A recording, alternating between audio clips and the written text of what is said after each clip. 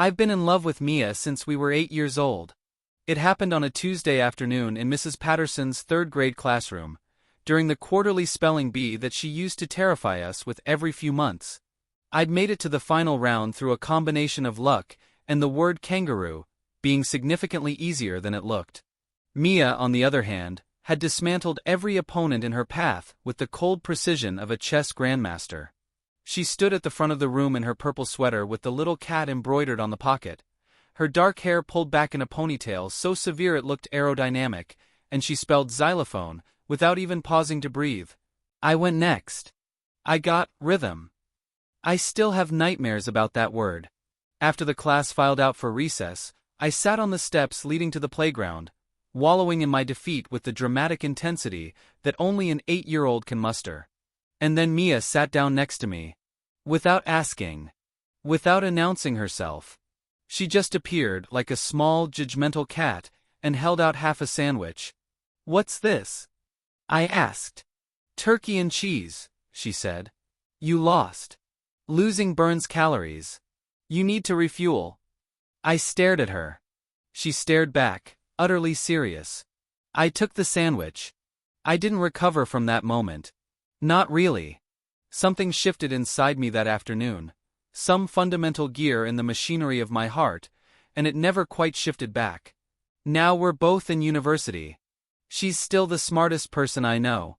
Top of her class in cognitive science, which is exactly the kind of major that suits someone who treats human behavior like a complex equation to be solved.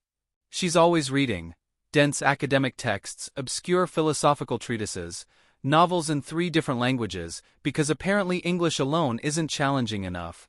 Always analyzing, always observing, always filing information away in that beautiful brain of hers for later processing.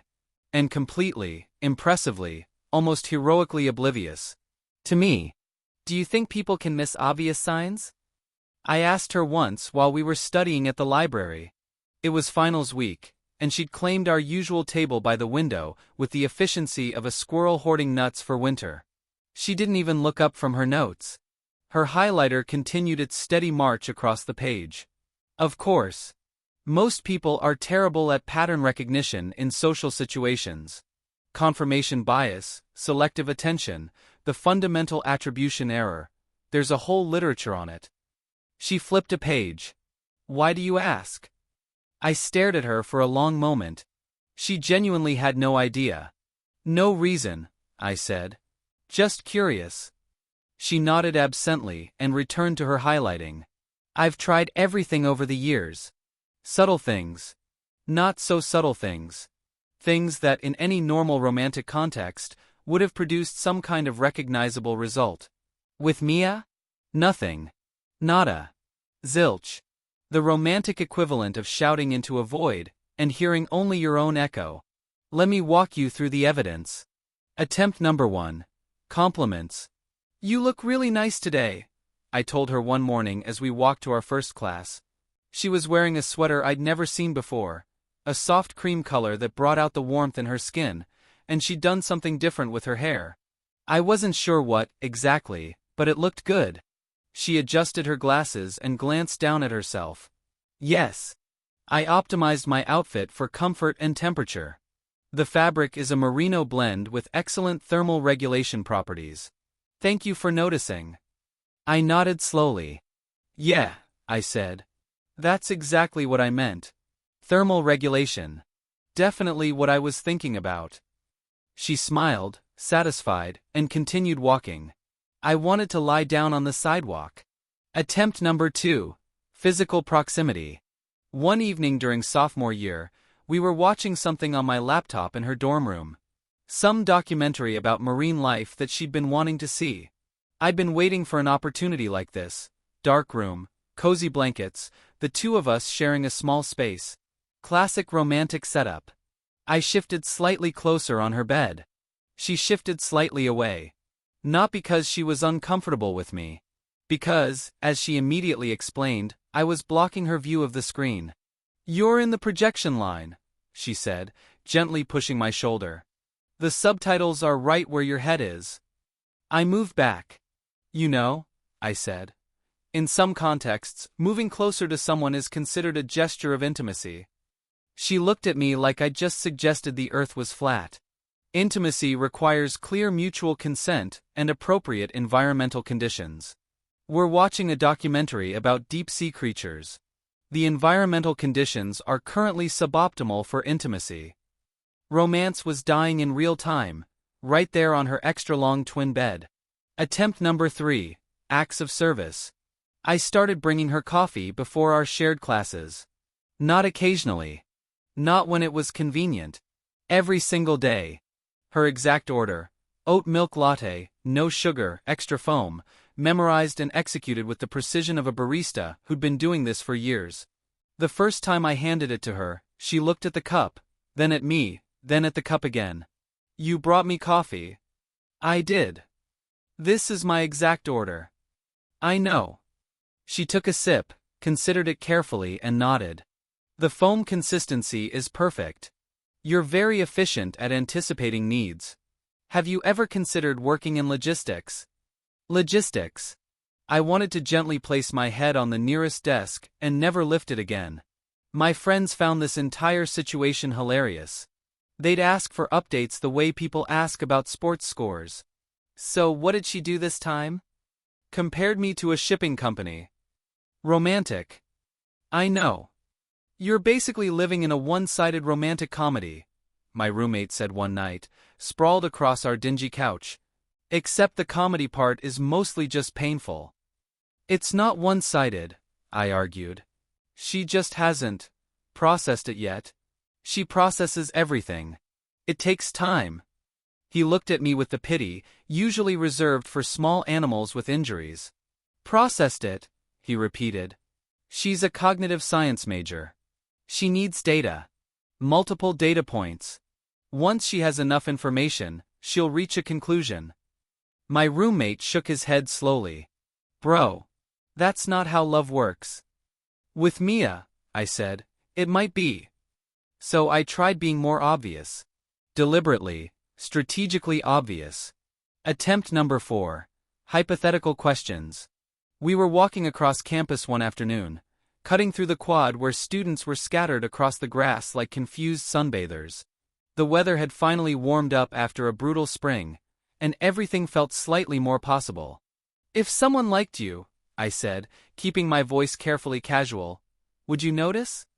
Mia didn't break stride. "Depends." "On what?" "On whether they explicitly stated their intentions." She stepped around a discarded backpack. Subtlety is statistically ineffective. Most people overestimate their ability to communicate non-verbally. The success rate of indirect approaches is approximately 23% lower than direct communication. I stopped walking. "Wait. You know the statistics on this?" "I read a study." She stopped and turned to face me. "Why do you look surprised?" "So you're saying, if someone liked you they should just tell you? Directly? With words?" "Yes. Preferably in clear, unambiguous language. It's more efficient for everyone involved." I stared at her. "That sounds very logical." "It is." And yet, somehow, I still didn't say it. Not like that. Not in those direct, unambiguous words she just explicitly requested. I don't know why exactly. Fear, probably.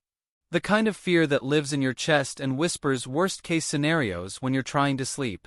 We'd been best friends for so long, more than a decade of shared history, inside jokes, late-night study sessions, arguments about nothing, comfort in hard times. The thought of losing that, of watching her walk away because I'd misread everything, because I'd made her uncomfortable, because I'd ruined the one relationship that mattered most.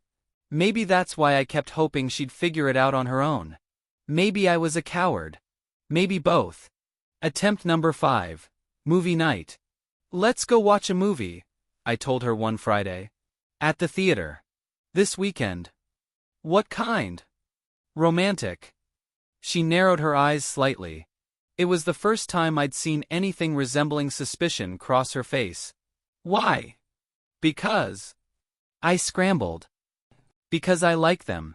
Romantic movies. They're emotional. Complex. character-driven. This was a lie.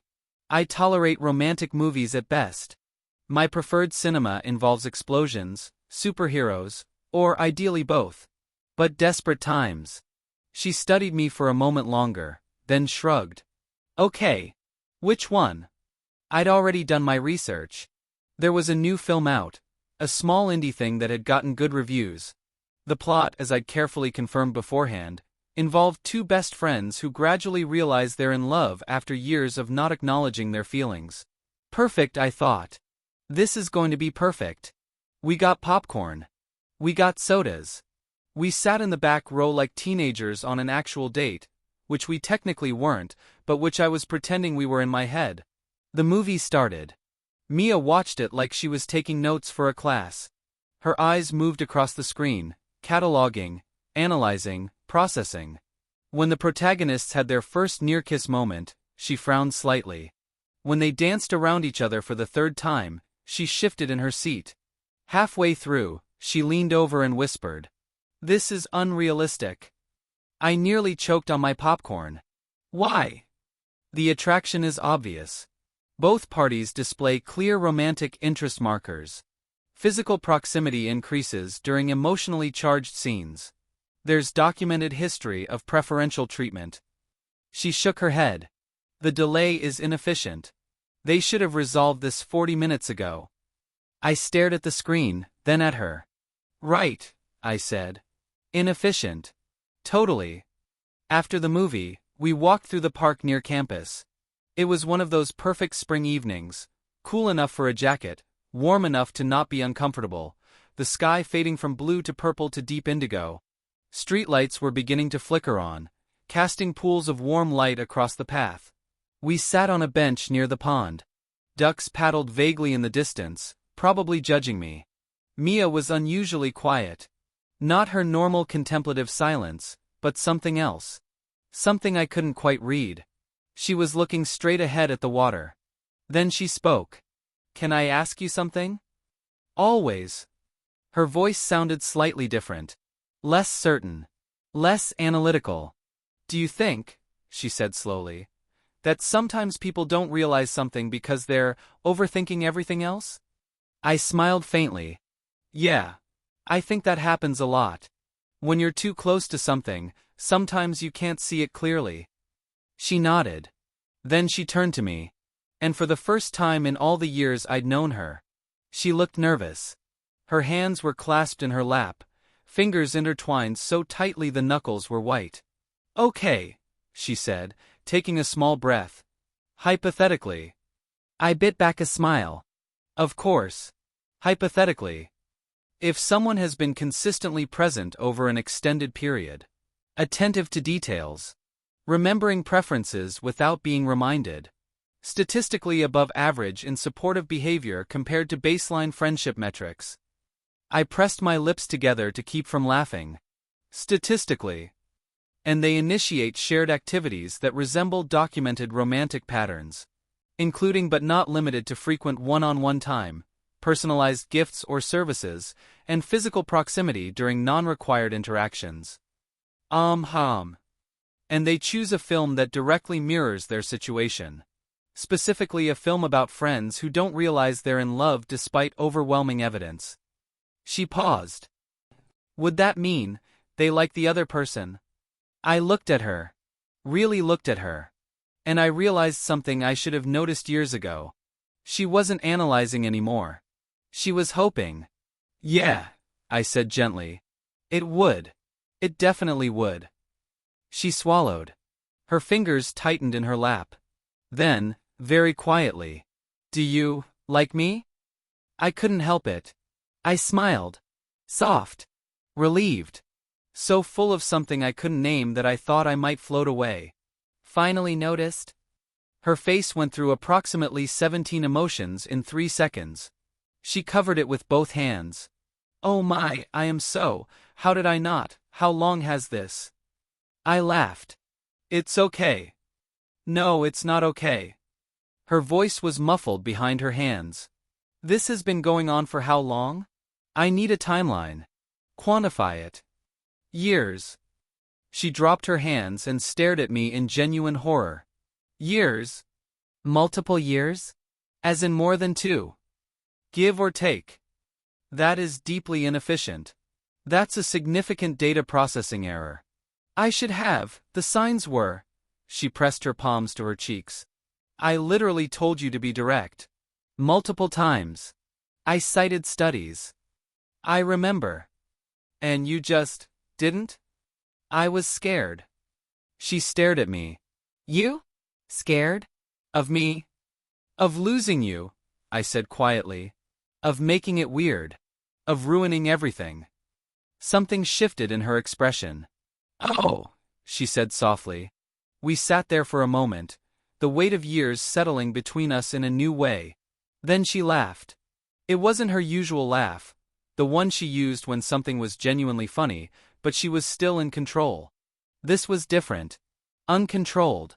A little bit hysterical. I can't believe this, she said. All those times you brought me coffee. The compliments. The movie. The hypothetical questions. I literally asked if you liked me hypothetically and I still didn't. She covered her face again. I'm a cognitive science major.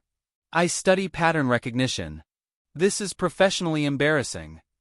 I reached over and gently pulled her hands away from her face. Hey! She looked at me. I think it's kind of cute, I said. The smartest person I know, completely oblivious to the most obvious thing in the world. That's not cute. That's a research opportunity. Can it be both? She smiled. A real smile, soft and warm and completely unguarded. Maybe, she admitted.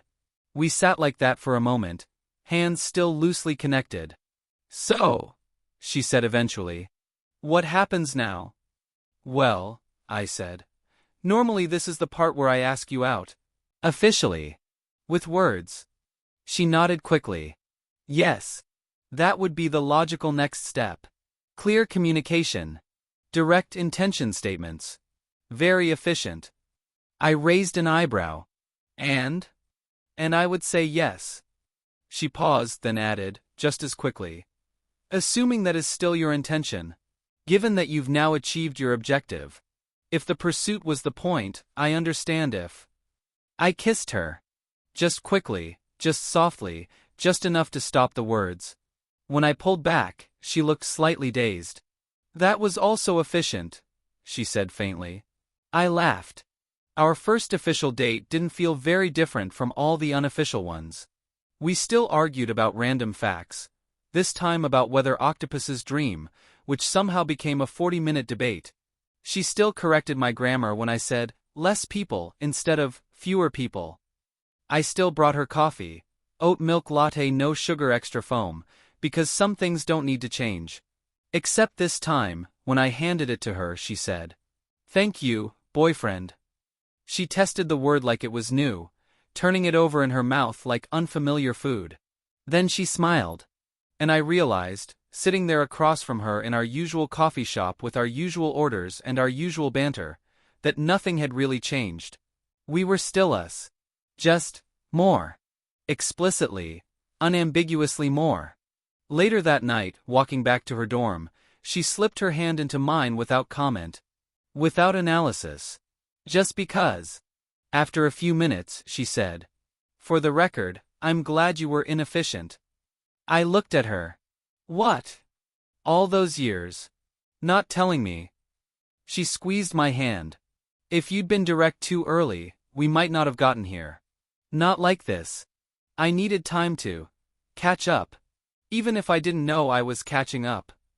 I thought about that.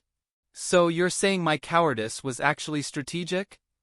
I'm saying, she said carefully, that some things can't be optimized. Feelings aren't logistics. I stopped walking. Did you just use feelings as an argument against efficiency? She looked slightly pained. Don't get used to it. I kissed her again. Turns out Mia wasn't incapable of understanding feelings. She just needed the right moment to see them. And maybe a very obvious movie. And 12 years of consistent, patient, increasingly desperate pining. Looking back, I probably should have just told her directly years ago. Saved us both a lot of time. A lot of inefficient, time-wasting, utterly pointless years. But honestly, watching her figure it out was worth it. Even if it took her a while. Okay, a long while. Some things I'm learning can't be rushed. Even when they take forever.